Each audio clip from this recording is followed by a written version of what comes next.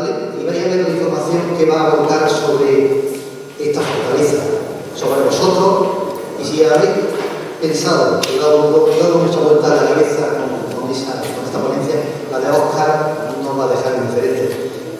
Sin duda, impactante, increíble la información, la investigación de un gran, como he dicho, investigador, un gran escritor, y que no va a dejar títeres con la cabeza.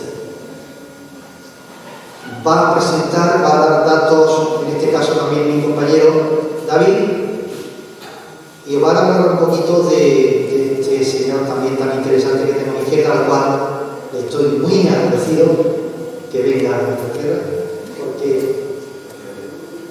es de los nuestros y se presta para dar ese toque de cultura que le falta también y que nunca debe faltar a la costa tropical y que gracias a Dios continuaremos. David, cuando quieras. Vamos a intentar presentarlo. Bueno, pues aquí está nuestro amigo andaluz, licenciado en Humanidades, amante de la filosofía y la antropología, crítico y escéptico por definición. Actualmente dirige junto a Raquel Marenguer el programa de radio Tempus Fugit de Candil Radio en Huesca de Almería. Es un referente en el mundo de la divulgación histórica y forma parte del equipo del podcast de Día Extremo, dirigido por Santiago Camacho. Publica habitualmente la revista Autocrítico, Más Allá, una historia y escribe historia. Se ha centrado profesionalmente en el estudio histórico de la religión, con obras como Periodo Excavar en este pueblo, en el 2014. Compendio Radae, 100 años de René de Chateau, francés, junto a Xavi Monet y Eric Sabadell. Pongamos que habló de Jesús en el 2017, Son reales a la Reliquia de Cristo en el 2017, La Magdalena, Verdad y Mentira, en el 2018, Dios ha vuelto mormones, Rastafari, alienígenas centrales y espaguetis con albóndiga. 2017. Eso no estaba en mi libro de historia de los cátaros en 2022 y eso no estaba en el libro del Nuevo Testamento en 2023. Además, ha publicado las dos entregas de Homo y Ilícitu en 2021 y 2022 y a propósito, de lo que hablaba ahora, a propósito de Boe en 2023. Y ya mismo también va a presentar otro libro.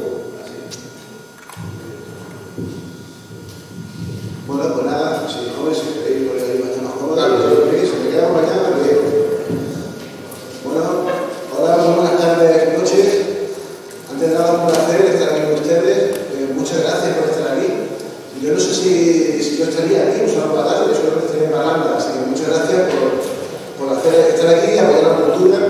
Muchas gracias al Ayuntamiento de la Chuna, de la Onda, muchas gracias a la Costa Insólita, pero sobre todo, muchas gracias a la peña que está aquí currando un sábado a la tarde cuando debería estar en su casa con su gente. Un aplauso sobre todo para ellos.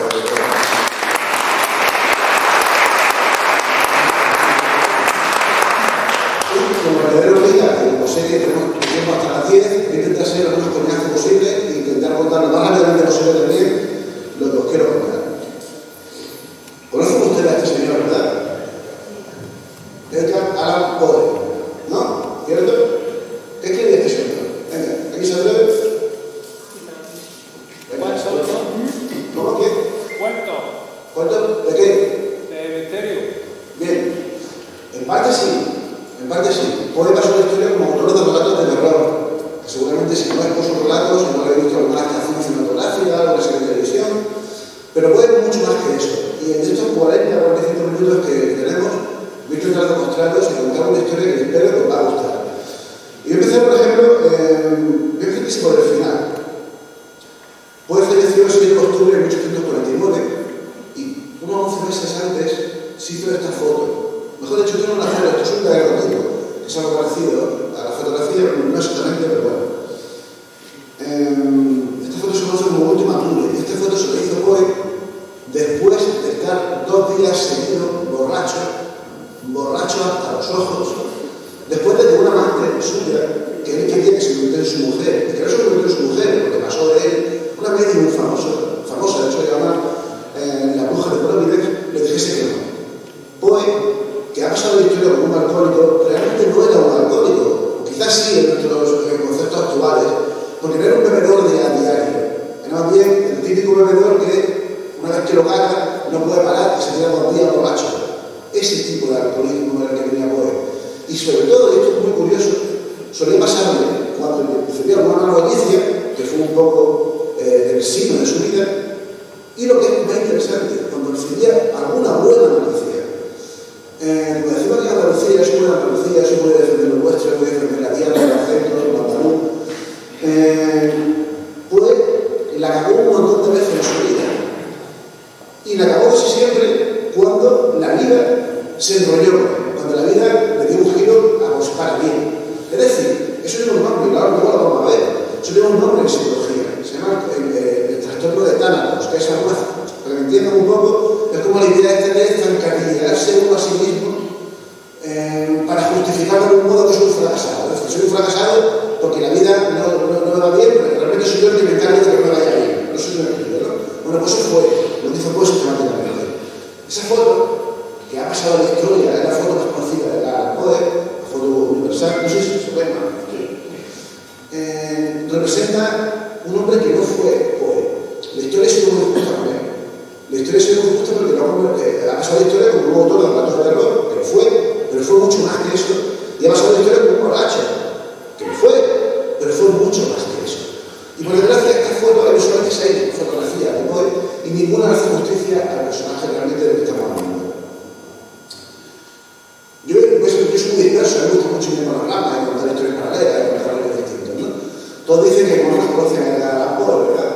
Y ustedes dirán, ¿alguien se atreve a decir alguna obra de Poe? Antes había un señor por aquí que no recuerdo bien quién era, que estaba intentando temas de su vida, que no ha dicho una obra de Poe. Lo escriben de la calle Morelli, que es uno de sus relatos de detectivescos muy conocidos. Poe fue un fracasado en toda su vida. Un auténtico fracasado. Puede vivir en la auténtica, o sea, en la indigencia, en la inmundicia, vivió de limosnas, estuvo semanas sin comer. Ni un solo de sus relatos, no solamente escribió una novela, escribió unos 70 relatos, una novela, un montón de poesía y varios ensayos. Y todos fueron un fracaso. Todos, excepto quizás El Cuervo, que es su cuerpo más famoso, que también fue un fracaso para él, porque cuando fue un éxito solamente vivió $8 por ese poema. Para que se haga una idea, en ese momento de Estados Unidos, en la primera mitad del 2019, el sueldo medio de una persona era como $100 al mes. O sea, Poe pidió por el poema más universal, posiblemente de la historia de Estados Unidos, $8 malditos. Sin embargo, su obra más famosa fue esto. No sé si ustedes entienden, ¿saben lo que es la oncología? La oncología es la ciencia que se estudiar las conchas de los moluscos. Poe, como decimos en Andalucía, estaba tan tieso que tuvo que aceptar un trabajo de encargo. Y consistió en resumir un tocho que ha escrito un biólogo, mejor dicho, un concólogo, un experto en las conchas de los moluscos. Sí, existen expertos en las conchas de los moluscos. Escribió un tocho que era imposible de vender. Un tocho que era como 1000 páginas que costaba como $10 al momento y nadie lo compraba. Y le encargó a Poe que a cambio de $100, que era bastante, hiciese un resumen. Poe, que él hizo suyo un lema que a mí me encanta, es no sabía hacerlo mal. Hizo suyo ese encargo, se tiró 6 meses resumiendo ese libro y publicó un manual del concólogo que durante décadas fue el principal usado en toda la Universidad de Estados Unidos. Fue todo un éxito, fue su mayor éxito. Se dieron incluso 2 ediciones.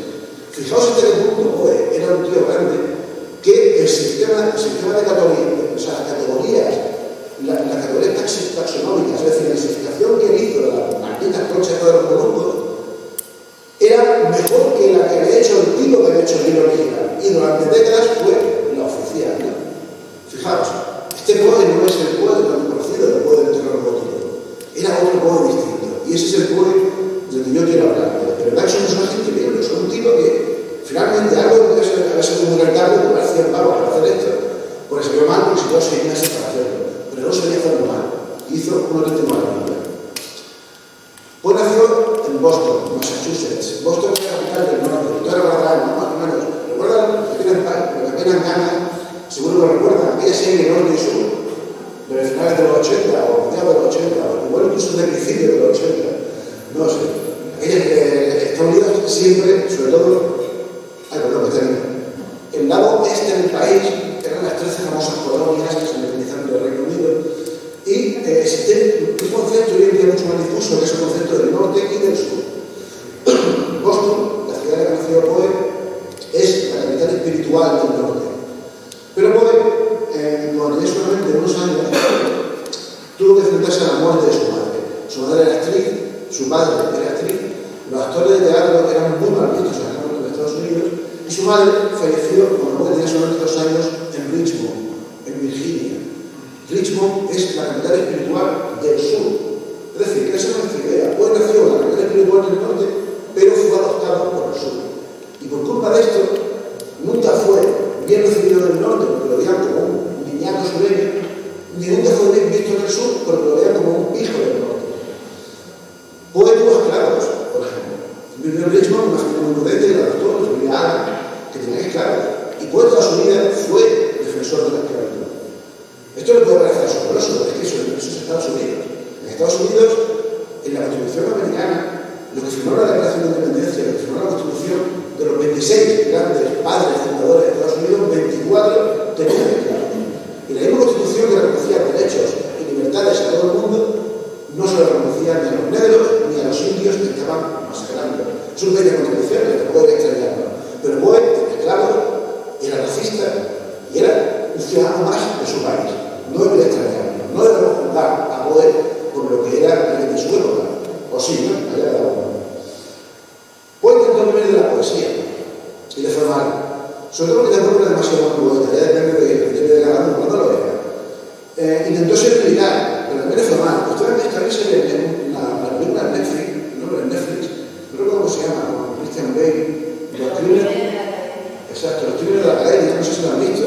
Se ve muestra muy guay precisamente la etapa de militar de Poe. Pues he visto West Point, que era militar oficial de Estados Unidos, y allí empecé a destacar. En la película lo muestran muy bien, si no lo han visto, por favor, veanla, que si puede ser, veanla en versión original, para que escuchen la voz del chaval que hace de Poe, que hace muy bien.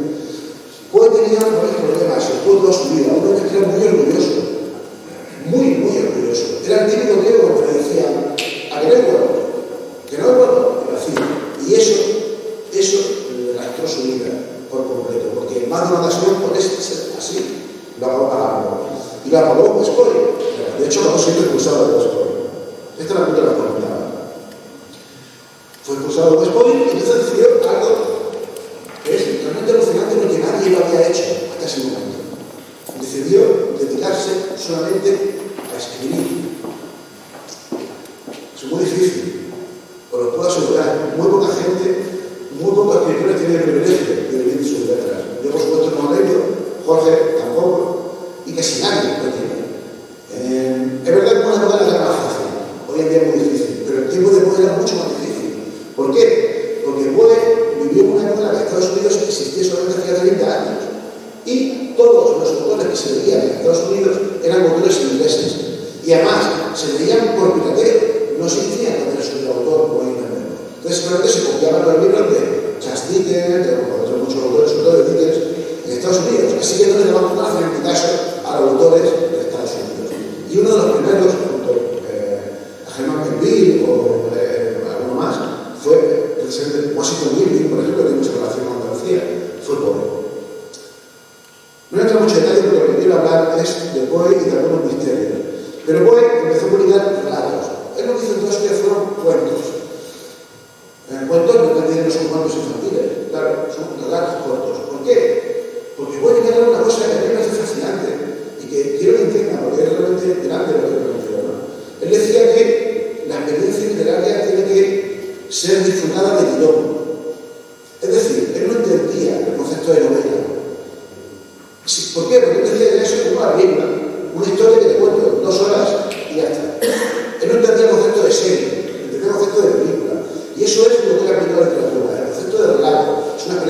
corta, breve, intensa, y él incluso divulgó sobre cómo hacer buenos relatos.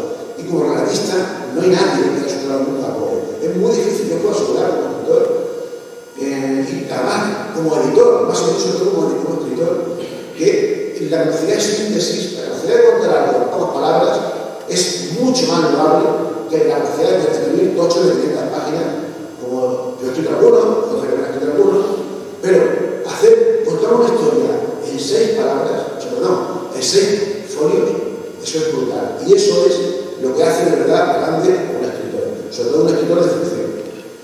Pero como he dicho, Poe fue toda su vida un fracasador. Sus relatos basados en su gloria. De hecho, Poe nunca vivió de sus letras. Mejor dicho, sí vivió de sus letras, pero no de sus relatos. Poe vivió como crítico literario. Él trabajó en un montón de revistas y de magazines de la época haciendo de crítico literario. Y de hecho era famoso porque era, como decimos en Andalucía, un malafollado. Era un tío bastante chulo con sus críticas. Se creó un montón de enemigos. De hecho, llegó a ganarse el duelo en más de una ocasión con algún escritor al que Poe hizo una crítica absolutamente destructiva. Pero nunca vendía sus relatos, tuvo muy mala suerte. Y además hizo algo muy polémico, que es casarse cuando él tenía 27 años con una niña que tenía 13 años. Su prima, además. Curioso, ¿qué piensan ustedes? ¿Creen que fue criticado en su época por casarse con una niña de 13 años? Pues no, efectivamente, no fue criticado por eso. Pero sí porque era su prima. Es muy curioso, porque el sistema de contexto de nuestra iglesia y de los ingleses también, esta idea de casarse con una prima es una auténtica aberración para ellos. También para nosotros, pero aquí es más común que ahí. Pero sin embargo, Poe fue criticado por esto, no porque fuese una menor de edad, muy menor de edad, sino porque era su prima. Pero fue el amor de su vida. Fue el amor de su vida, la pasión de su vida, y cuando ella murió, él quedó nuevamente desolado. Como decía, publicó en muchas revistas, publicó El Cuervo, famoso poema El Cuervo, que es absolutamente épico. En esa cabaña que ustedes ven, que se conserva todavía hoy en día, está hoy en día en mitad del Poe Park, que es un parque que está en mitad del Bronx, en Nueva York. En esa cabaña vivió cerca de 2 años en la absoluta indigencia, como decía, cuidando, centrándose solamente en cuidar a Virginia, a la que fue su esposa, que enfermó de tuberculosis y murió de una manera absolutamente terrible el 30 de enero de 1847. Poe falleció 2 años después. Su madre, la madre de Poe, también murió de tuberculosis.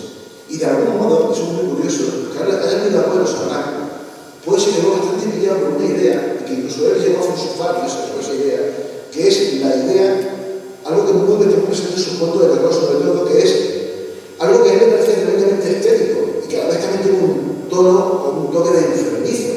Y es que a él le parecía muy estético la idea, la imagen de una mujer joven muerta. Eso aparece mucho en sus relatos. Y eso es porque, primero, se quedó pillado con la historia de su madre, que era una mujer muy guapa, una estrella de teatro, como he dicho antes, pero también con la enfermedad de Virginia. Es decir, tiene un problema un poco extraño y bizarro en ese aspecto, ¿no? Pero bueno, vamos ya a hablar de cosas muy interesantes. Poe murió el 7 de octubre de 1849. 4 días antes lo encontraron, supuestamente, borracho y medio inconsciente, tirado por las calles de Baltimore, la capital del estado de Maryland. Poe permaneció 4 días en un hospital hasta que supuestamente terminó falleciendo. No se sabe muy bien qué pasó en esos 4 días, es un gran misterio. No se sabe de qué murió Poe. Existen decenas de teorías, en el libro le cuento muchas. Pero hay una cosa muy inquietante que lo voy a comentar y luego vamos a empezar con lo que espero, si me da tiempo de hablar, que creo que sí, os contaré al final. Su médico, que es bastante controvertido, aseguraba que lo último que dijo Poe en vida fue, dice, de pronto estaba muy inconsciente, abrió los ojos y dijo: Reynolds, Reynolds, Reynolds, y falleció. Y nadie ha sabido nunca a qué se refería esta palabra. O quizás sí, ¿no? Luego voy a plantear luego mi propuesta de que puede ser esto. Pero curiosamente, fijaos, la muerte de Poe se convirtió en uno de sus relatos. No se sabe de qué murió. No se sabe qué hacía en Baltimore. Cuando encontraron Poe, han visto ustedes los documentos de oro, ¿verdad? La famosa película aquella. La gente del sur, Poe era un hombre del sur,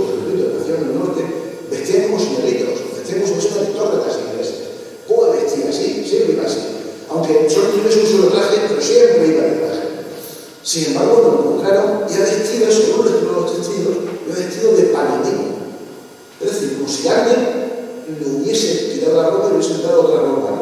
Hay varios enigmas muy curiosos relacionados con la muerte de Poe. Pero fijaos, estas son las dos tumbas de Poe. La primera, que es la que tiene a la izquierda, y la segunda, la que tiene a la derecha. Otro misterio relacionado con la historia de Poe que a mí me fascina y que por desgracia ha quedado sin resolver. De Poe Toaster.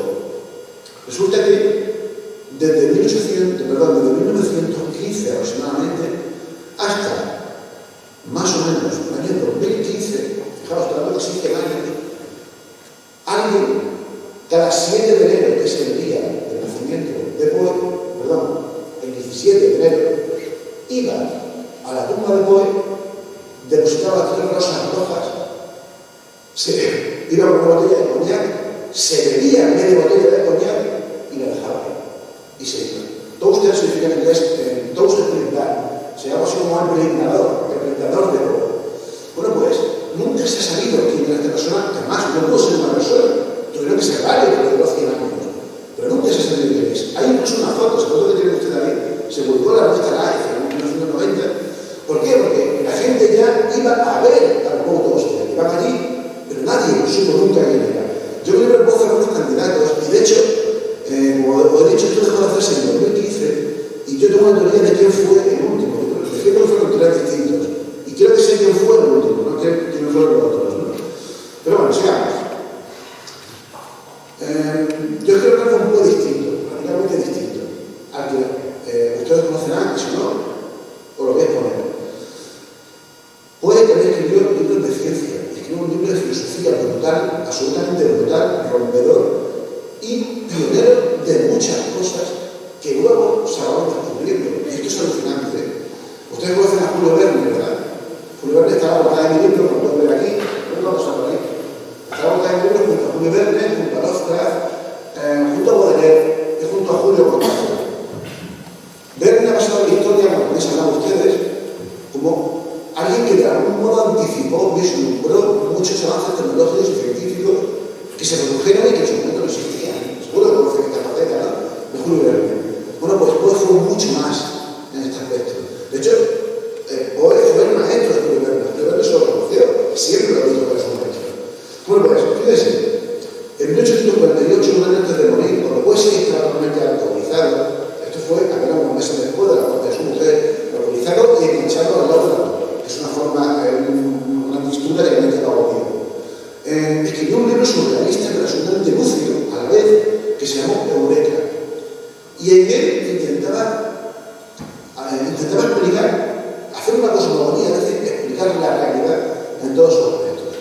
Por ejemplo, en ese libro se plantea la posibilidad de comunicarse con las almas de los fallecidos. Y se plantea la posibilidad de que, y si mediante las ondas de radio, que aún se acaban de descubrir muy recientemente, uno pudiese captar las voces de los fallecidos. 1848. Estamos hablando de exactamente el mismo año en que la hermana Fox, ¿saben ustedes que son las hermanas Fox? Son las que fundaron el espiritismo. Poe ya se planteaba esto. Eso mismo lo hizo Edison 50 años después, cuando construyó la primera máquina con la que supuestamente se intentó comunicarse con los muertos. La primera es Philip Bosch, para que conozcan estos temas. Poe ya planteaba teóricamente esa posibilidad. Ustedes conocen lo que es el Big Bang, la teoría del Big Bang, supuestamente, ¿no?, que dio lugar al universo. Según esa teoría, toda la materia que hay en el universo estaba pensada en un punto que explotó, se expandió, y esa materia, a partir de la gravedad, empezó a formarse y formar los planetas, las estrellas, y ustedes mismos. Y también existe una teoría que defiende que algún día se producirá lo que se conoce como el Big Crunch, que es lo contrario. Es decir, que el universo volverá a replicarse, a contraerse, hasta que luego sea un punto en que esté toda la materia y la energía condensada. Bueno, pues eso lo planteó Poe en este libro 50 años también antes de que se plantease esta teoría. Y además lo explicó así, como lo he dicho, con la acción de la gravedad. No solamente eso, él dijo la existencia de agujeros negros. Los agujeros negros son pequeños cúmulos de masa. Muy pequeños, me refiero muy pequeños, pero son muy pequeños los agujeros negros, pero con tantísima masa que tienen tal fuerza gravitatoria que atraen incluso a la luz. Él planteó esa posibilidad, que existiese, él lo llamó una especie que llamó a nosotros como dragones, como unos monstruos enormes que comen, se comen todo lo que hay en el universo. Y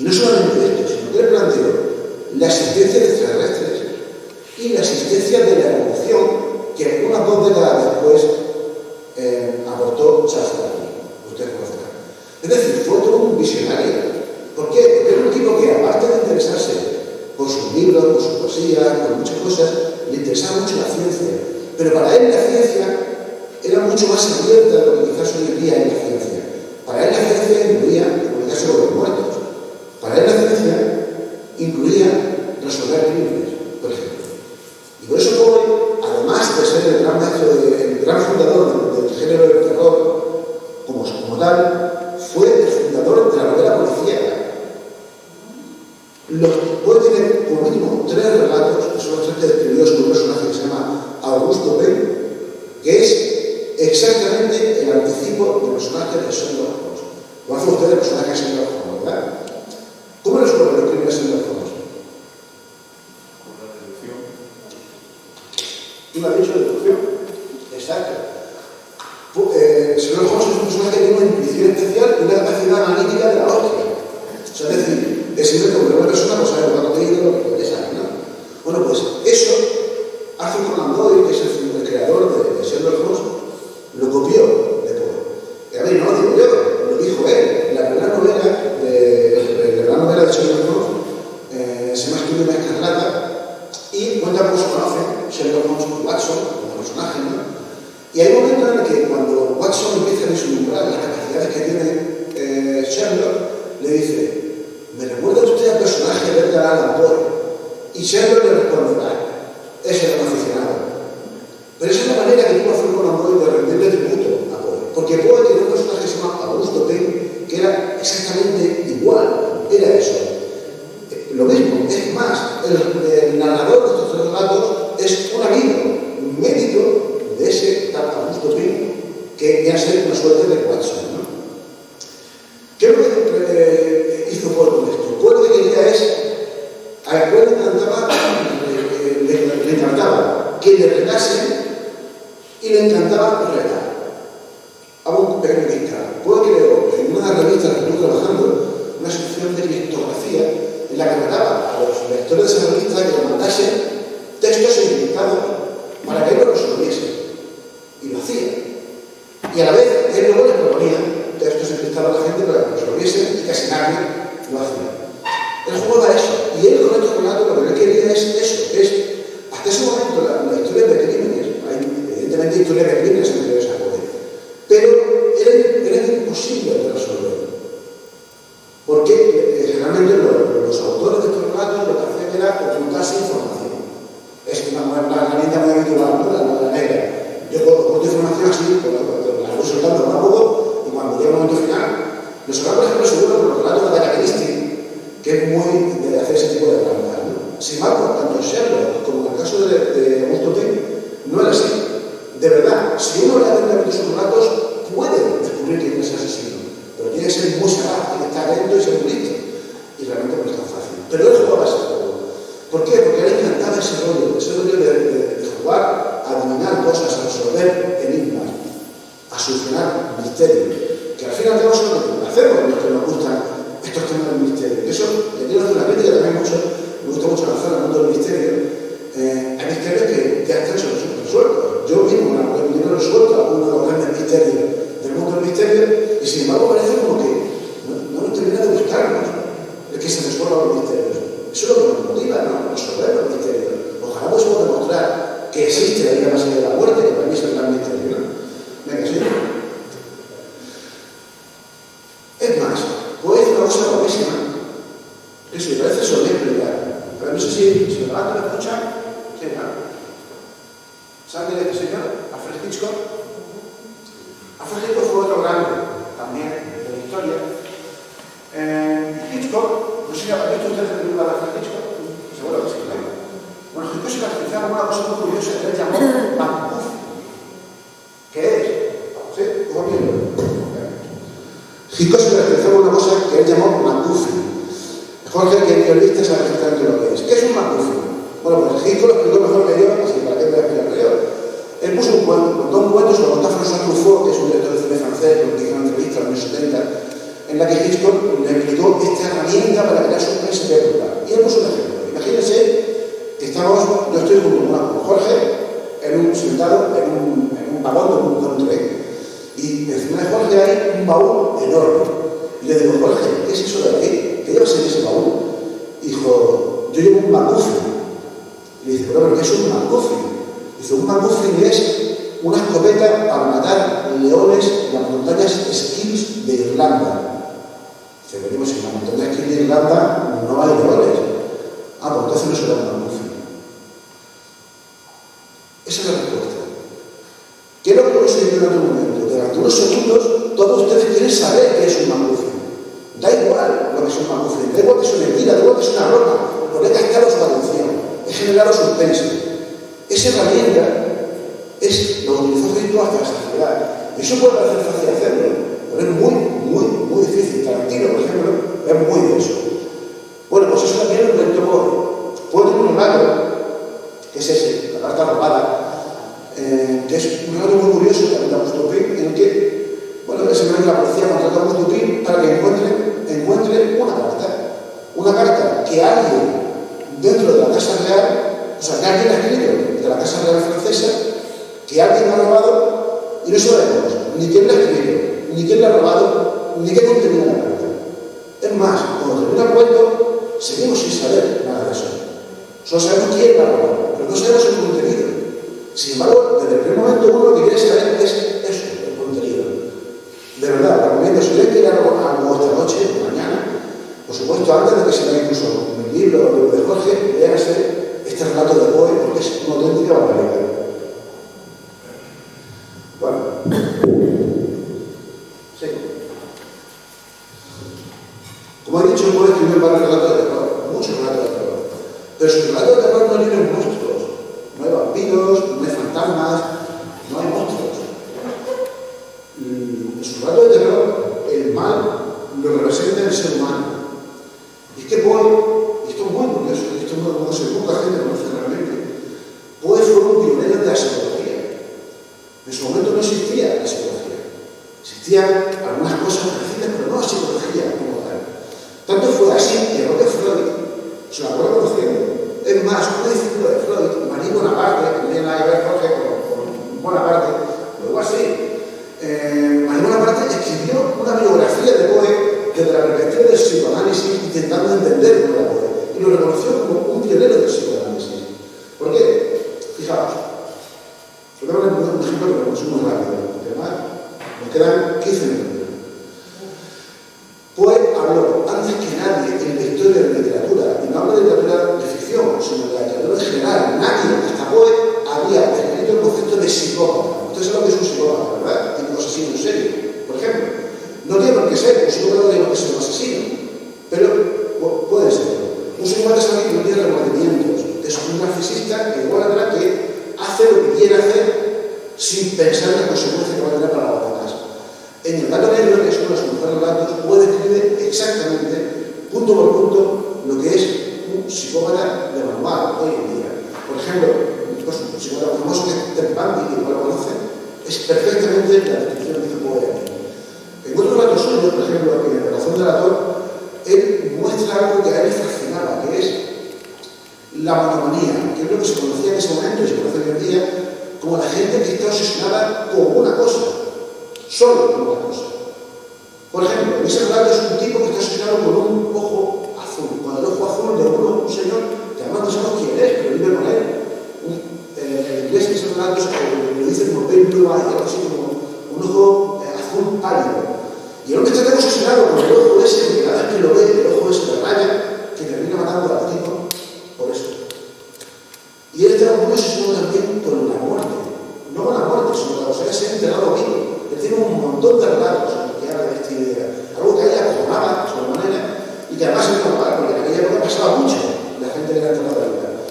Pero fijaos, hay un cuento de Poe que es brillante, tan brillante como terrible, que se llama Berenice, uno de sus más bonitos cuentos de terror, que es la historia de un señor que está enamorado de su pareja, Berenice, y que decide matarla por su obsesión.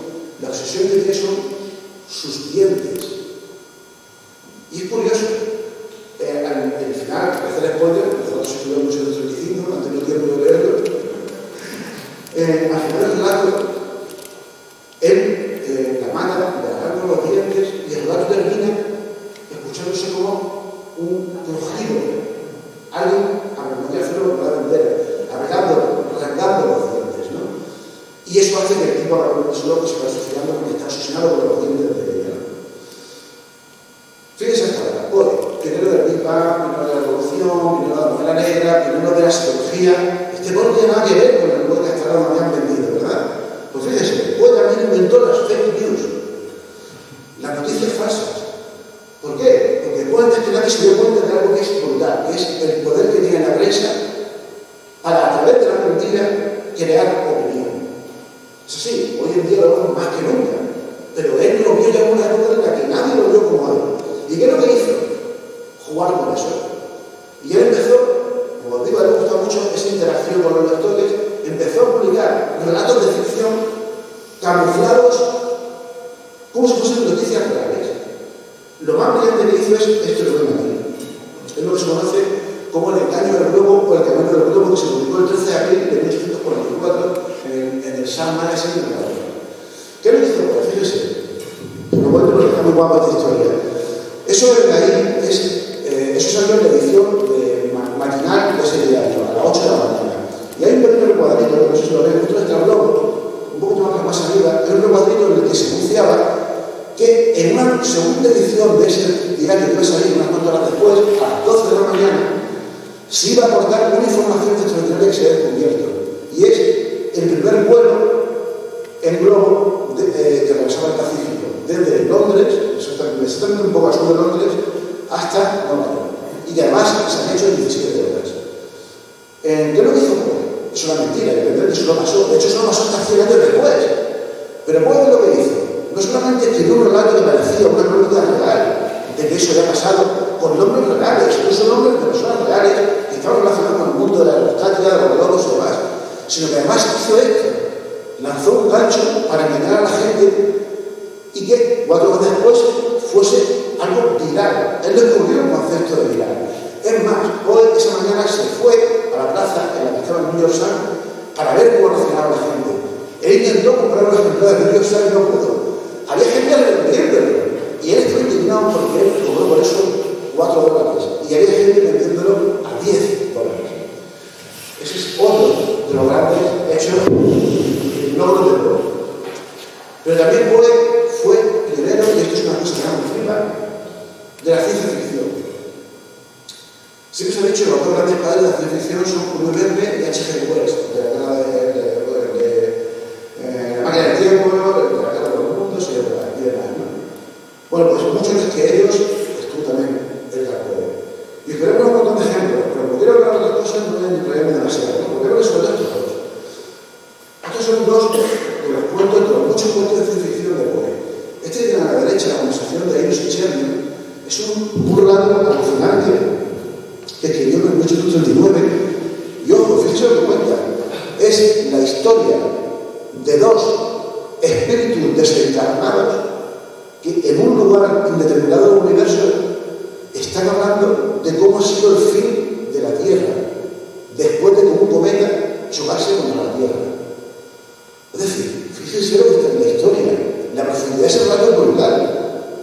Y la descripción de cómo se va acercando el cometa, de cómo conforme se va acercando el cometa, antes de que impacte la gente empieza a morir, porque el cometa, con la gravedad que tiene el cometa en sí, empieza a absorber parte de la atmósfera y la gente muere ahogada.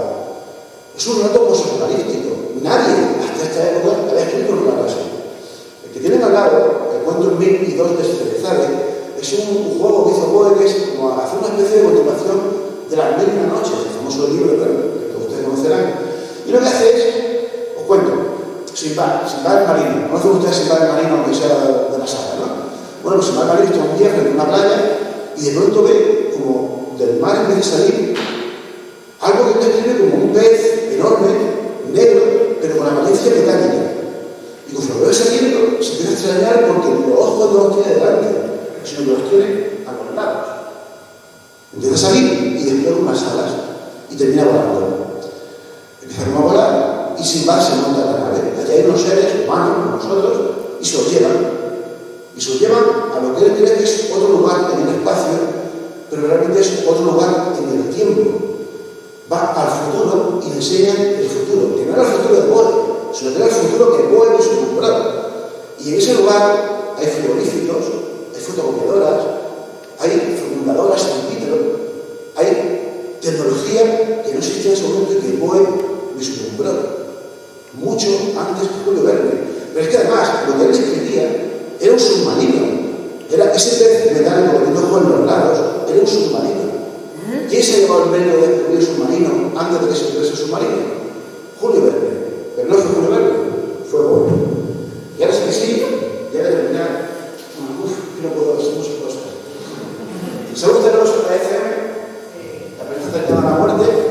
Bueno, pues, curiosamente, ya me van a decir, joder, ha sido historia con Poe.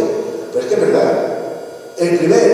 La primera referencia literaria a una FM, exactamente como se conoce, aparece en un cuento de Edgar Poe. Y aparece relacionado con algo que a él le centraba también, que es el mesmerismo. Es algo en lo que voy a entrar porque se me va a explicar, pero tiene mucho más con la hipnosis. De hecho, la hipnosis surge a partir del mesmerismo. Y él jugaba con esta idea hasta el punto de plantearse la posibilidad de que alguien, imagínense, ¿qué pasaría si yo hipnotizo a alguien que está en su lecho de muerte? Si está hipnotizado y se muere, igual puedo seguir comunicando con su alma. Puede estar muy pillado con esto de comunicarse con su alma, entre otras cosas porque perdió a muchos seres queridos. Bueno, pues exploraba ese tipo de ciencia de frontera. Eso, al fin y al cabo, es lo que hacemos nosotros, lo que nos gusta este tema del misterio. Es llevar a la ciencia a los límites. Y ahora sí que en 1822 hubo 5 intentonas por parte de varios congresistas de Estados Unidos para que el gobierno federal del país, el gobierno federal de Estados Unidos, financiase una expedición al Polo Norte o al Polo Sur en busca de una entrada a la Tierra Hueca. ¿Han podido ustedes leer alguna vez esta historia de la Tierra Hueca?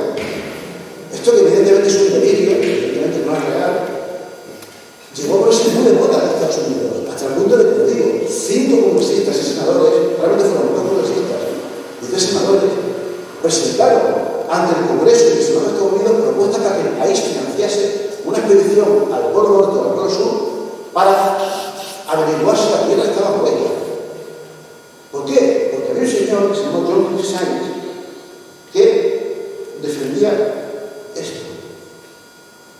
Defendía que la Tierra estaba hueca y que hueca por los polos, es decir, pues que eso es un cilindro que atravesase la Tierra. Y él argumentaba que cuando uno llegaba en barco hasta ahí, lo que hacía era dar la vuelta y ir por la parte convexa. ¿Me entiendes? Fíjense, evidentemente esto es un despropósito, ¿no? Evidentemente también el gobierno de Estados Unidos no financió aquella historia. Pero a Poe, esta movida, aunque jamás se la creyó, se me hace un delirio, a él le flipó esta idea y lo utilizó en muchos relatos suyos. Por ejemplo, en estos dos, en un descenso al maestro o el mensaje montado en la botella. Pero, ya concluyo, puede tener una única novela, la narración de Arthur Gordon Pym, que, a ver cómo lo digo, para mí, como fan de Poe, como estudioso de Poe, probablemente sea su mejor obra, a la vez que probablemente sea su peor obra. Y ustedes me dirán, ¿cómo puede ser eso? O lo podré explicar o sin explicarlo, yo no lo explico bastante. ¿Por qué? Porque como a nivel literario es una basura de obra.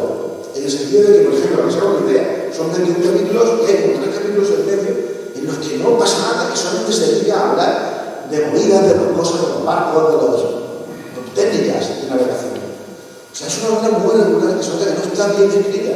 ¿Recuerdan lo que le he dicho antes de que Poe decía que un relato corto es lo perfecto? Él no sabía que era novela. Y no escribió una buena novela. Pero hizo algo brillante. Y es lo que quiero contarles.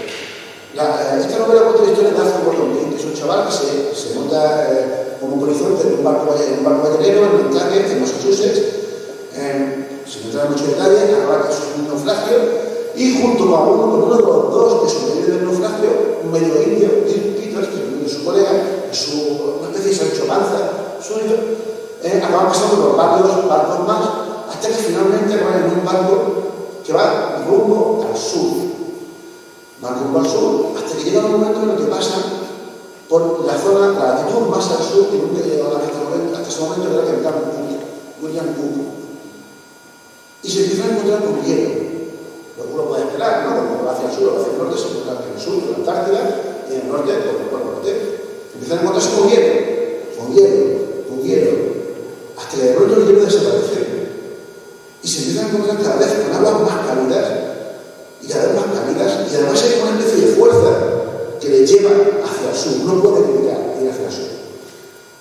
isla, en una isla en la que hay personas, tenemos un idioma muy raro, así mueren en la isla, consiguen escapar y, evidentemente, estoy resumiendo ahora una novela en el mapa.